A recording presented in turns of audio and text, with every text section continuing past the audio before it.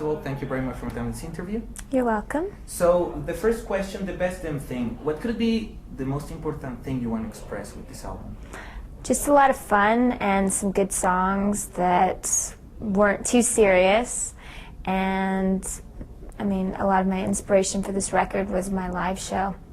Because I spend so much of my time up on stage touring, touring for a solid year. My last tour was a year and a half, so I wanted to make sure it was fun because it's my life. When I put out a record, what I do is just sing these songs pretty much every day. So I wanted to make sure that it was something that I would enjoy and that my fans would enjoy when they come to the concert.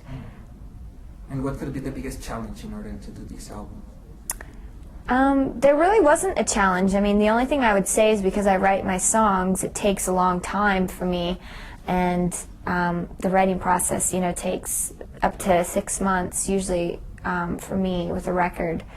My first record actually took a year, but that was because I was so young and I was kind of trying to figure out what I was going for, and I was 16.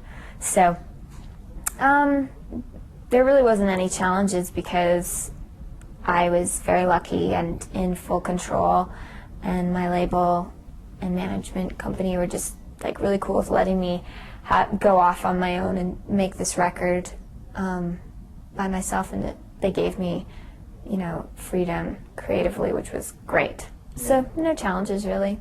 And then you released the Girlfriend song, and it was like a boom, like a big, huge success in the whole world. Tell us a little bit the story about the creation of this song.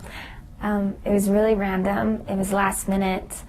It was probably the end of the day, maybe around midnight in the studio. I'd been writing and recording a song called I Can Do Better. And at the end of the day, when I was done, I looked over at Luke, Dr. Luke, the guy who I was working with, and I just said, play something really fast and really rockin'. And he started playing the chords, and I just hey, I don't like your girlfriend, I think you need a new one, all just started flying out of my mouth. I was just in one of those moods where I was just like, play something, I think I got an idea. And we looked at each other and we're like, okay, this is really fun and catchy. So we just kind of went with that, and he was like, go hey, you. And I'm like, okay. And then we just wrote it, literally, the chorus in 2 minutes. It was really fast and went last minute, and I mean, definitely at the time we weren't thinking it was going to be the first single. But most of the time, the greatest songs is because you feel it and you don't think about it that much. It captures a magic moment, and it's like you're not thinking about it. And for me, I've found a lot of my best stuff, the better songs, are the songs that come really fast too. Instead of the songs that I'm struggling with or trying to really focus on the lyrics, those songs usually end up not really being the best ones. The ones that are great are the ones that just happen. Cool. And now, talking about yourself, you started doing music when you were really young. At some point of your career, you wished to have a regular teenager life? At some point? Did I ever wish? Did I? No. I really felt like I did have normal teenage years because I went to high school, and I was in a small town and I was skateboarding and getting in trouble in school, and I kind of did that whole thing.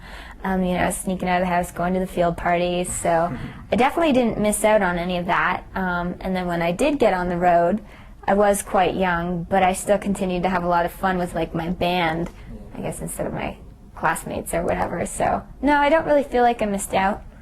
I feel like it was a good time because I got to grow up in a normal home and have a normal childhood, and I got to go to high school, although I did leave high school early.